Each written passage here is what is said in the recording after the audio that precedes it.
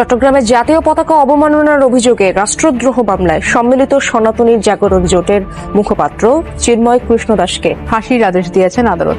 দুপুরে Chittagong metropolitan magistrate কাজী শরীফুল ইসলামের আদালত এই আদেশ দেন। দর্শক, চট্টগ্রামে আইনজীবী সাইফুল ইসলাম আলিফ হত্যায় চট্টগ্রামে চিন্ময় কৃষ্ণ দাসের ফাঁসির আদেশ দিয়েছেন আদালত। শুধুমাত্র আদালতের আদেশ পর্যন্তই নয়, বরং চিন্ময়কে দ্রুতই ফাঁসি দেওয়া হচ্ছে। এবং কেন ফাঁসি দেওয়া হচ্ছে এবং এই অন্তর্বর্তীকালীন সরকার সর্বপ্রথম যাকে ফাঁসি দিয়ে বিচার কার্য শুরু করতে যাচ্ছে সেটা হচ্ছে চিন্ময় কৃষ্ণ প্রভু। কোনোভাবেই চিন্ময় কৃষ্ণ দাসকে ক্ষমা করা হবে না। ধর্মীয় পয়েন্ট অফ ভিউতে যতই চাপ দিক ভারত অথবা অন্যান্য জায়গা থেকে। আসসালামু আলাইকুম ভিউয়ার্স, সবাই কেমন আছেন? আশা করতেছি আপনারা অনেক ভালো আছেন। তো ভিউয়ার্স, আজকের ভিডিওর টাইটেল এবং থাম্বনেল দেখে আপনারা বুঝতে পারছেন আজকের ভিডিওটা কাকে নিয়ে হতে চলেছে এবং কি নিয়ে হতে চলেছে। তো ভিউয়ার্স, আজকের ভিডিওটি ইসকনের নেতা চিন্ময় কৃষ্ণ প্রভুকে কিন্তু আদালত থেকে ফাঁসির আদেশ দিয়েছে। তো ভিউয়ার্স, এটা নিয়ে অনেকে আবার তার বিরোধিতা করছে, অনেকে আবার তার পক্ষ নিয়ে মিছিল করছে, ঠিক আছে? তো সেই সব নিয়ে থাকছে আজকের ভিডিওটি। তো ভিডিওটি না টেনে সম্পূর্ণ দেখার অনুরোধ রইল।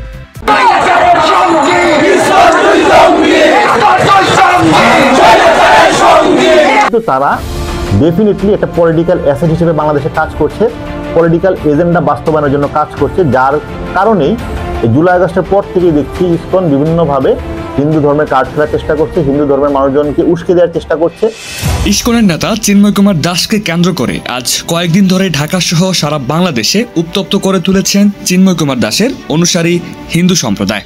গত কয়েকদিন আগে আইনজীবী সাইফুল ইসলামকে হত্যা করার পর চিন্ময় কুমার দাসের ইস্যু অনেক বড় রূপ ধারণ করেছে, যার ফলে ইসকনের নিষিদ্ধ ও চিন্ময় কুমার দাসের ফাঁসির দাবিতে উত্তপ্ত করে তুলেছেন বাংলাদেশের রাজনৈতিক দলগুলো সহ ও বৈষম্য বিরোধী ছাত্র আন্দোলন। যেভাবে হত্যা করা হয়েছে সেটি হচ্ছে হিন্দুত্ববাদী উগ্রবাদিতার যে প্রকাশ, এই উগ্রবাদিতার বহিঃপ্রকাশ ঘটেছে।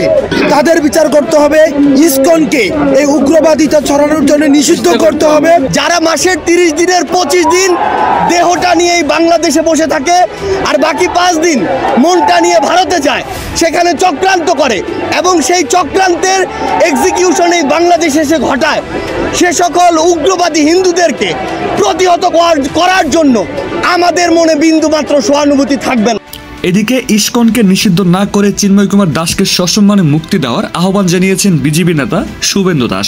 তিনি আরো বলেন, চিন্ময় কুমার দাসকে মুক্তি না দেওয়া হলে বাংলাদেশের ডেপুটি হাই কমিশনের অগ্নিসংযোগ চালাবে ইসকনের অনুসারীরা এবং বাংলাদেশ থেকে আসা সকল পণ্যবাহী ট্রাক ও বাংলাদেশ থেকে ভারতে আসা সকল ভিসা বন্ধ করে দেওয়া হবে বলে হুমকি দিয়েছেন তিনি। আমি এখান থেকে দাবি করছি, ভিসা 100% স্টপ করুন। আমরা প্রয়োজন হলে একদিন অপেক্ষা করে ভিসা দপ্তরেও যাব, এখানে ভিসা সেন্টারে স্টপ, ভিসা দেওয়া বন্ধ করুন completely. Export import permit issue করা বন্ধ করুন, বাকিটা আমরা বর্ডারে করব। এবার আসুন শুভেন্দু অধিকারীতে। আমার প্রথম প্রশ্ন আপনার দর্শকদের, যে শুভেন্দু এই যে ধরকাটা মুরগির মতো লাফিয়ে লাফিয়ে বেড়াচ্ছে, ঘুরে ঘুরে বেড়াচ্ছে, ওর ক্ষমতা কতটুকু এটা তো মানুষকে বুঝতে হবে। শুভেন্দু অধিকারী বিজেপির বাংলার বিরোধী দলনেতা, ও টিভির সামনে হাওয়া গরম করে বলছে আমি ভিসা বাতিল করে দেবো। ওর কি ক্ষমতা আছে? ওর 14 পুরুষের ক্ষমতা আছে ভিসা বাতিল করার? সেই সিদ্ধান্ত নেবে নরেন্দ্র মোদী, দেশের স্বরাষ্ট্রমন্ত্রী অমিত শাহ এবং কেন্দ্র সরকার। শুভেন্দু তো নিতে পারবে না। এবার বাংলাদেশে যে ঘটনা ঘটছে তার বিরুদ্ধে যদি কোনো পদক্ষেপ নিতে হয় বা কোনো একটা দেশের অবস্থান হয়, তাহলে সেটাও ঠিক করবে কেন্দ্র সরকার। শুভেন্দু অধিকারীটা কে যে ও ঘুরে বেড়াচ্ছে? আর শুভেন্দু অধিকারীর ব্যাপারে আমি পরিষ্কার স্পষ্ট ভাষায় দর্শকদের বলে দিই, যতদূর আমার বক্তব্য পৌঁছবে, শুভেন্দু অধিকারীর বাংলাদেশ নিয়ে কোনো মাথা ব্যথা নেই। শুভেন্দু অধিকারীর হিন্দু সনাতনীদের নিয়ে কোনো মাথা ব্যথা নেই। ও যখন তৃণমূলে ছিল তখন গরুর মাংস খেত, সেই জন্য আমি বলে দিয়েছিলাম বলে আইনি নোটিশ পাঠিয়েছিল। ওর কোনো মাথা ব্যথা নেই। ও চাইছে, ও একটা নোংরা ষড়যন্ত্র এঁটেছে। এদিকে গতকাল 29 নভেম্বর ডেপুটি হাই কমিশনারের বাংলাদেশের জাতীয় পতাকায় আগুন ও বাংলাদেশের প্রধান উপদেষ্টা ডক্টর মোহাম্মদ ইউনূসের কুশপুত্তলিকা পুড়িয়েছেন বিজেপি নেতা শুভেন্দু দাস সহ ইসকনের অনুসারীরা।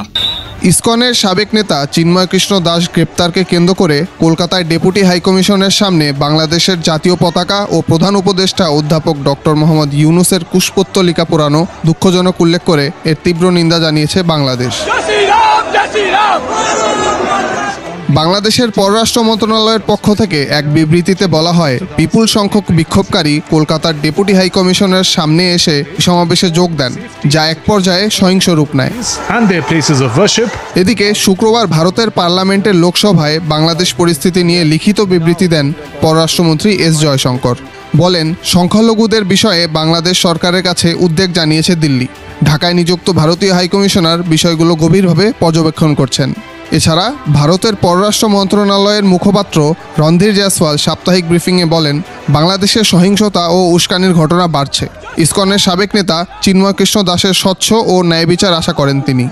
That India has consistently and strongly raised with the Bangladesh government the threats and targeted attacks on Hindus and other minorities.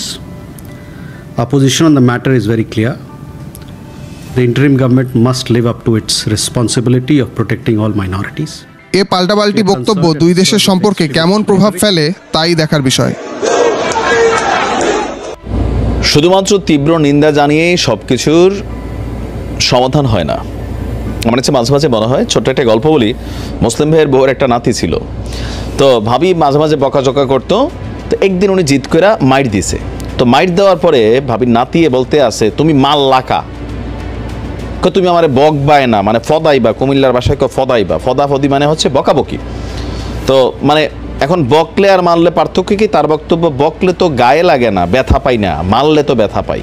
এই কথাটা বলার এই কারণটা হচ্ছে, গতকালকে থেকে কলকাতায় এই বিজেপির একজন নেতা শুভেন্দু, তার যে একটা অ্যাক্টিভিটি শুরু হয়েছে বাংলাদেশ ইস্যুতে, বিশেষ করে কলকাতার কয়েকটা টেলিভিশন চ্যানেল, পত্রিকা প্লাস এই বিজেপির টিমটা, কংগ্রেস, তৃণমূল, তারা তাদের অবস্থান প্রকাশ করেছে যে বাংলাদেশ একটা আলাদা রাষ্ট্র।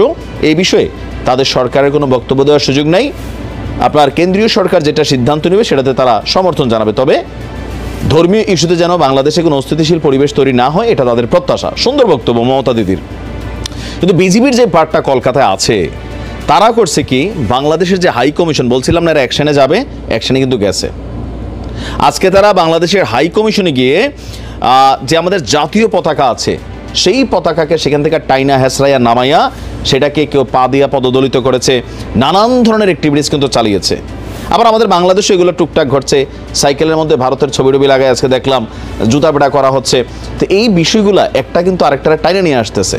তোমরা যেমন করছো আমাদের দেশেও হয়েছে, এবং কালকে আবার তারা করবে, তবে তারা এক ধাপ বেশিই করেছে। কলকাতায় বাংলাদেশের ডেপুটি হাই কমিশন এবং ভারতে বাংলাদেশের অন্যান্য কূটনৈতিক মিশনের পাশাপাশি কূটনৈতিক এবং অকূটনৈতিক সদস্যদের জন্য নিরাপত্তা নিশ্চিত করার জন্য ভারত সরকারের প্রতি আহ্বান জানিয়েছে বাংলাদেশ।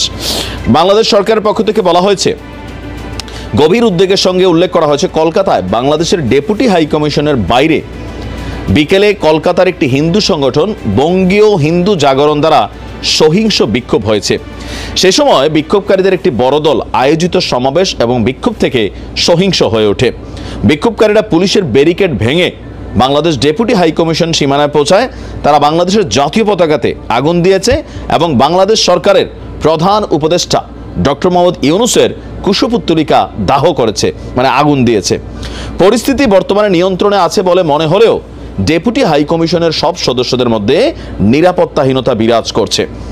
বাংলাদেশ সরকার বাংলাদেশের জাতীয় পতাকা অবমাননা এবং প্রধান উপদেষ্টার কুশপুত্তলিকা পোড়ানোর জঘন্য কাজের তীব্র নিন্দা জানিয়েছে। ভবিষ্যতে যেন এই ধরনের ঘটনা না ঘটে সেটার প্রতি আহ্বান জানিয়েছে। তো সেখানে তাদের নিরাপত্তার জন্য ভারত সরকারকে বলা হয়েছে। সরকার প্রটোকল দিবে, কিন্তু প্রটোকলের বাহিরে অনেক ঘটনা ঘটবে। এক্সট্রিম লেভেলে ভারত করছে। ইভেন ইসকনের যে ভারতের যারা অনুসারী আছেন, চট্রুপল সম্ভবত এলাকাটার নাম, না আমি নামটা একটু ভুল হইতে পারে, পেট্রো বাংলা বা কি জানি, সরি নামটা ভুল। বাংলাদেশ এবং ভারতের মধ্যে সেখানে আপনার আমদানি রপ্তানির ঘটনা ঘটে, গেল 3 দিন যাবত সেটা তারা বন্ধ করে দিয়েছে। ইভেন কলকাতার রাস্তায় বাঙালি যারা ইসকনের অনুসারী আছে তারা বলছে কুমিল্লা চাই, ওই চট্টগ্রাম চাই, তারপর আরও কোন কোন জায়গায় জানি চায়। আপনি চিন্তা করতে পারেন তারা এরকম বক্তব্য দিচ্ছে। তাদের দেশে টেলিভিশনে দেখানো হচ্ছে চট্টগ্রাম, এটা আসলে ভারতের অংশ, এটা দরকার ভারতের। নানান ধরনের অ্যাক্টিভিটিস কিন্তু ভারত এই মুহূর্তে করছে। তো বিশেষ করে ডক্টর মোহাম্মদ ইউনুসকে নিয়ে এমন ধরনের ঘটনা করবে এরা, এটা কিন্তু মানে চিন্তার বাহিরে। তবে এটা হালকা হিসাবে চলে যাবে। কেন চলে যাবে? কারণ এটা ওইখানে যারা করছে, ওই যে বঙ্গীয় হিন্দু জাগরণ, তারা কোনো পলিটিক্যাল দল না। তো কোনো দেশের নাগরিক বলতেই পারে বাংলাদেশে আমরা মোদিকে নিয়ে প্রতিদিন গালাগালি করি, মোদির 14 গোষ্ঠী উদ্ধার করি। তো এগুলো নিয়ে ভারত সরকার কতটুকু কি থামাইতে পারছে? পারে নাই।